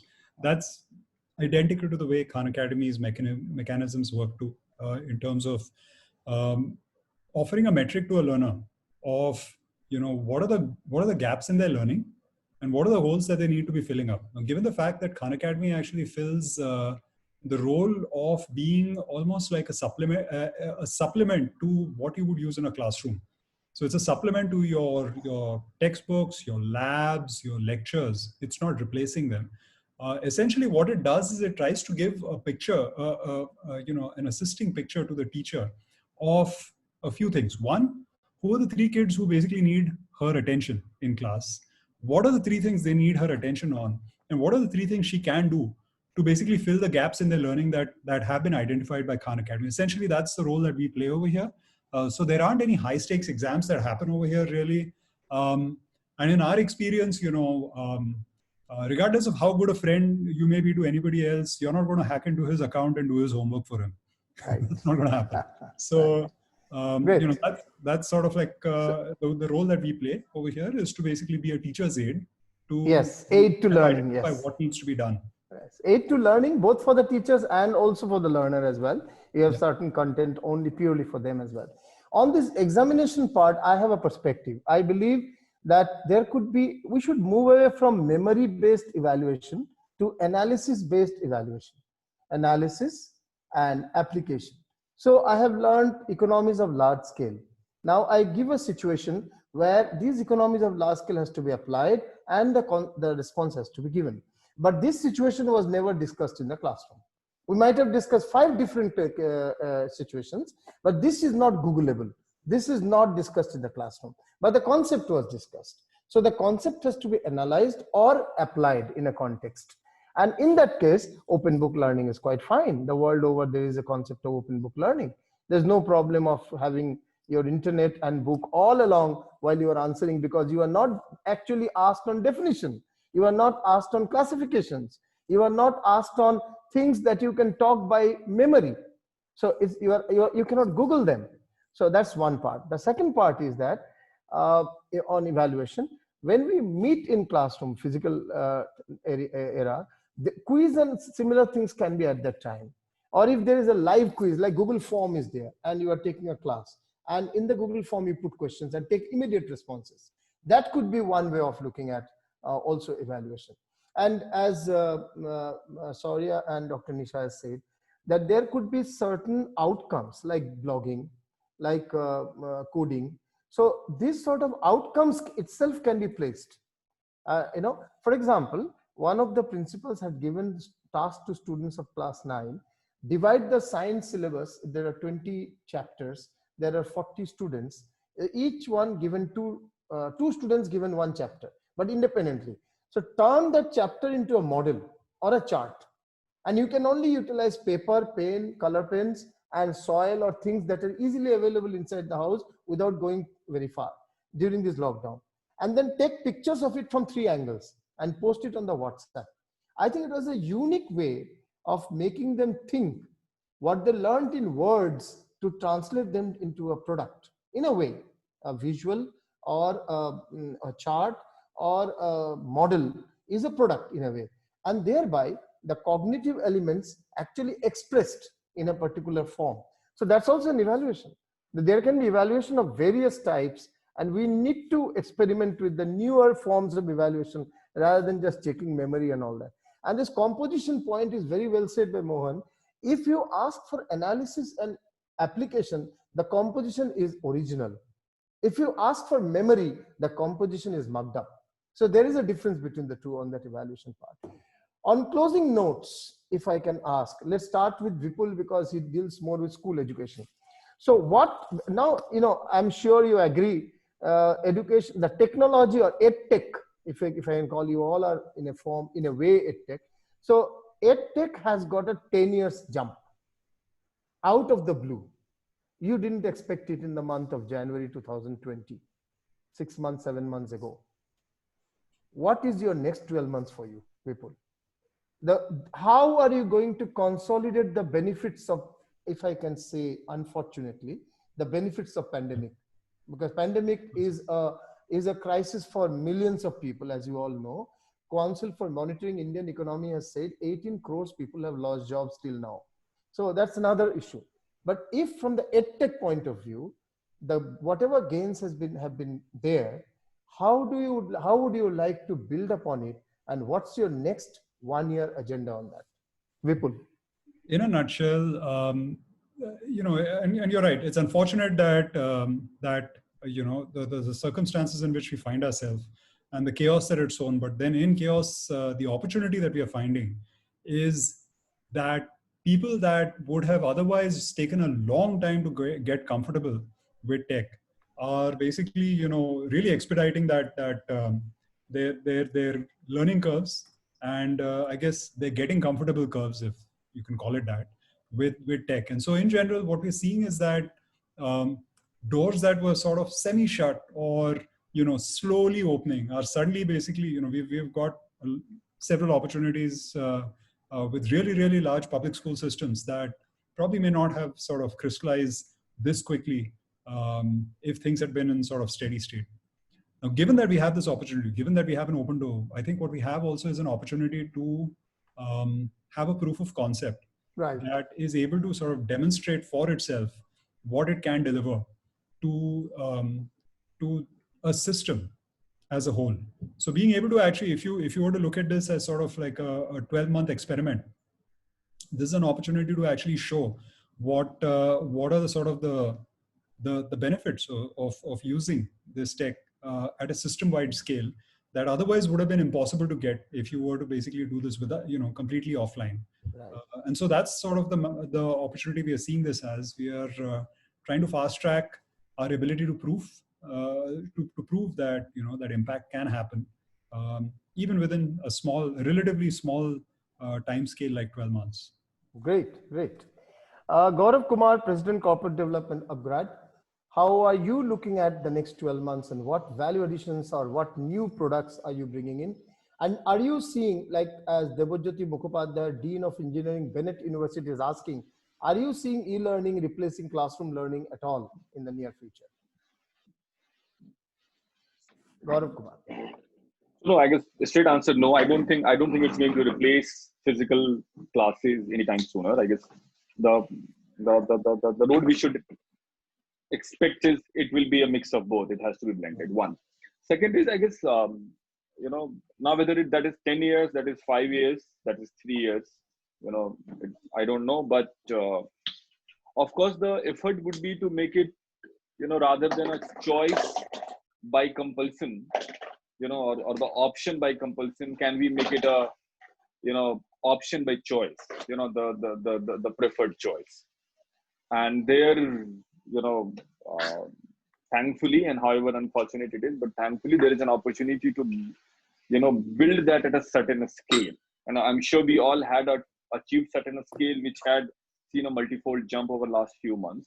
Right. But idea would be that one. And second, we anyway have just announced our foray into degree programs. Okay, really? Sorry, I guess this is work from home issues. It's okay, no issues. Yeah. A child is sweet, always. A child's voice is sweet. It's okay. I think your problem might be that he might be making a better point than you. Thank you, Vipul. I will take a note of it. At least he is making an immediate point. He's making a statement, yeah. So he just woke up.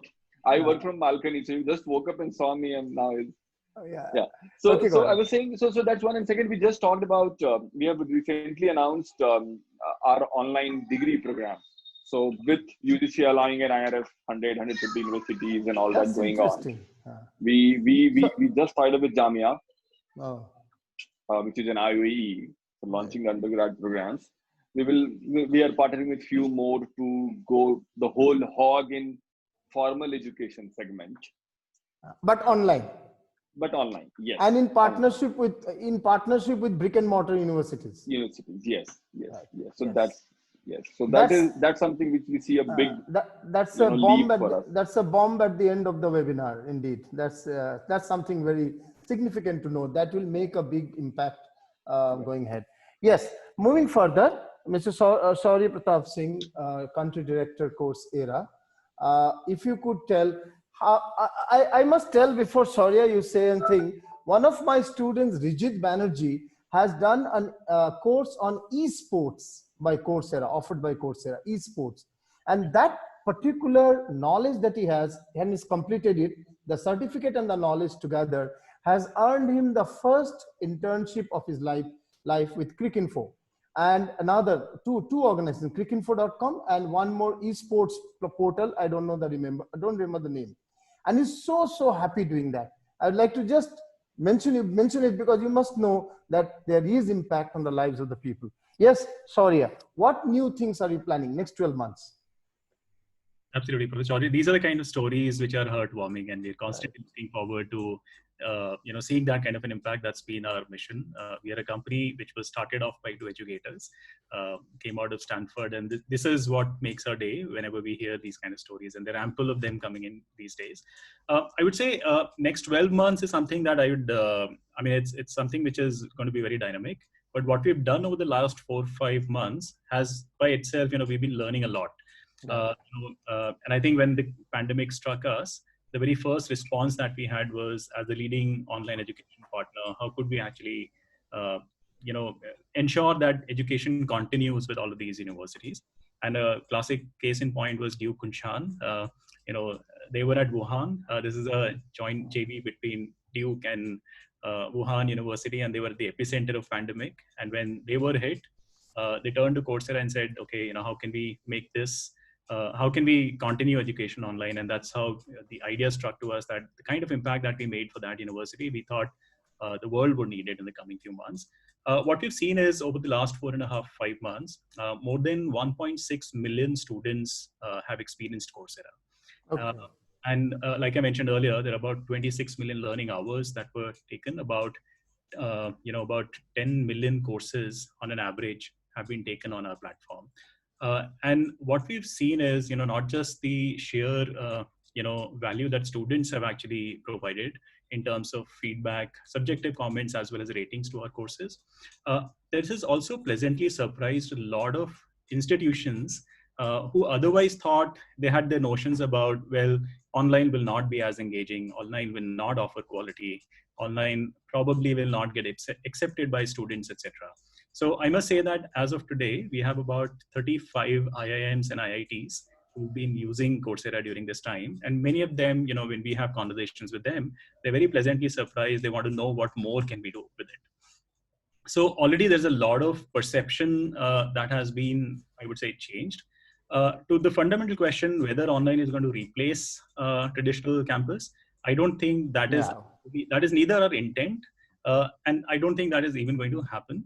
I do believe, though, that the role that online will play in a traditional education ecosystem, that will change the way education is delivered. At the same time, I know for a fact that traditional universities are also going to serve a large number of professionals who would need reskilling and upskilling from time to time in their careers. Right. So it's, I think, both moving towards a convergence, and there is enough opportunity for both of these to work together and capture that market share.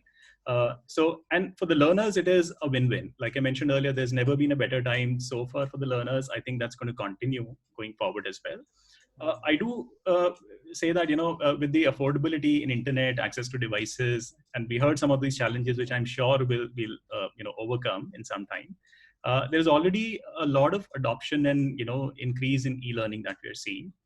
There are platform benefits in terms of the insights that such learning, delivers. And because of which you can actually further optimize the learning experience, both for the student as well as the teaching experience of a particular professor as well. Because now, like for instance, we offer something like a private authoring functionality on our platform, which allows a professor to create their online courses using the same toolkits in platform pedagogy as our star professors across the globe do, and make it available to their own students on campus. Now, what it also delivers is a lot of analytics basis, how the students are using it, engaging with that content. That's a great feedback for a professor who's actually developing that content. Great. Thank you. Yeah. And lastly, one last point that I would make is the role of a teacher would actually change. So I've learned from many teachers in life, the ones I consider best personally were not just human encyclopedias. They were masters of their own craft, of course. Right. But they genuinely cared for my learning and success and had such high empathy for me. They didn't always give me the right answers I needed, but nudged me to find them myself. And that evoked curiosity. I really like the way you tell it. Very nice, very touching. As you say, I remember my school teacher, he is no more alive, Mr. Keval Ram, who was a teacher of social science. He told me, in every disadvantageous situation, there is an advantage. It's for you to find that out. He never said, what is the answer for every disadvantage I had at that point of time. He rather encouraged me to find it out and force it. Very well said. Very well said. Thank you. You need mentors. You need peers. Indeed. And mentorship, they provided me mentorship beyond the core subject. They brought the best from a group such that everyone would benefit rather than, just one or two individuals. Right. And they challenged me when needed. And I don't think any of this can be delivered online just yet. So I think the role of a teacher will actually be super important in how they leverage online and a combination of what is already given in a traditional university ecosystem to make better student outcomes. And that's something where I see the future lies. Great, thank you. Mohan, Mr. Mohan Kennegal, Senior Director, Eruditus Executive Education. Your parting comments on particularly the next 1 year focus of Eruditus, largely in executive education. Mr. Mohan. Are you there, Mohan? Oh, yeah, I think he is just now, may not be on, doesn't matter. So we have actually traversed a long distance over the last 2 hours, starting from whether this versus that, which you strongly said, no, this is not versus, but this and that. And then you explain that over a lot of, lot more information and all that. What, in conclusion, I find from, blended learning is the central point, is very clear, no doubts about that, what you have said. And you have explained the new value additions that you are planning.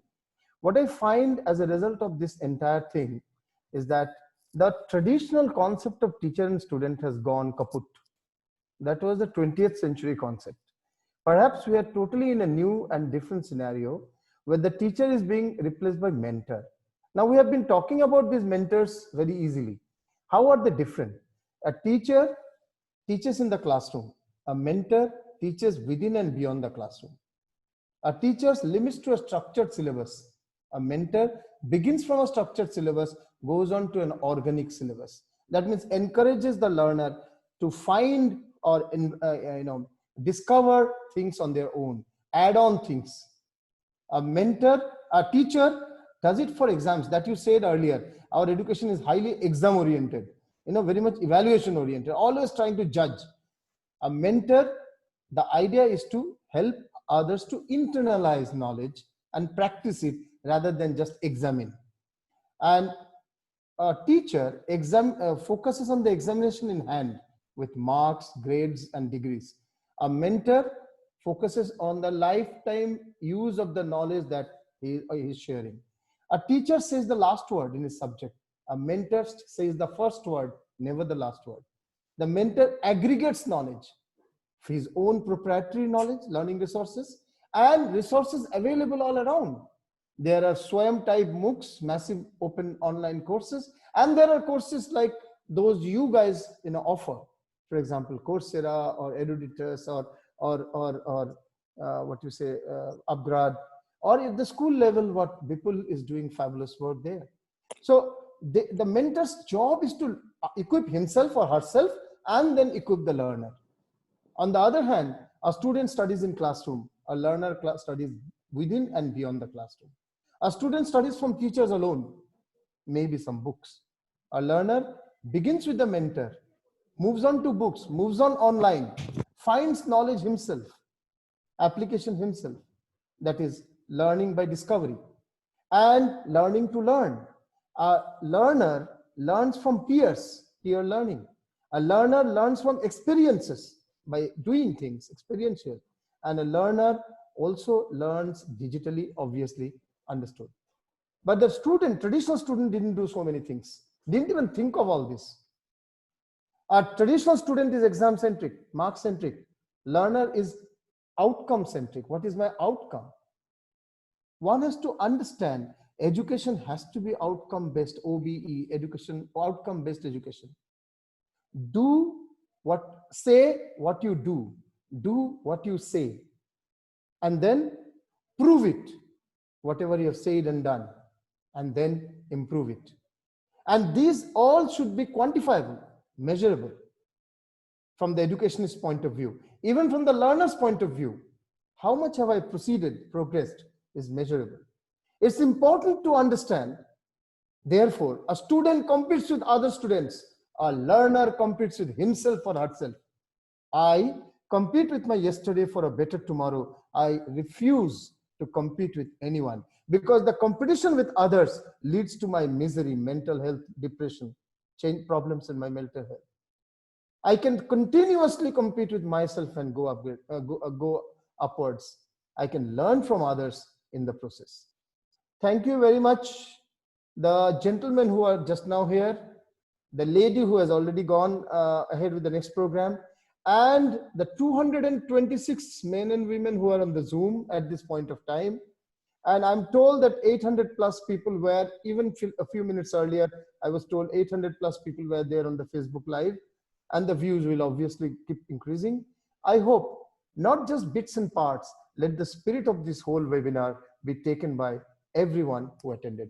And thank you, Dr. Nisha in absence, Mohan, Gaurav, Vipul, and Shaurya for your participation, your time. Thank you very much.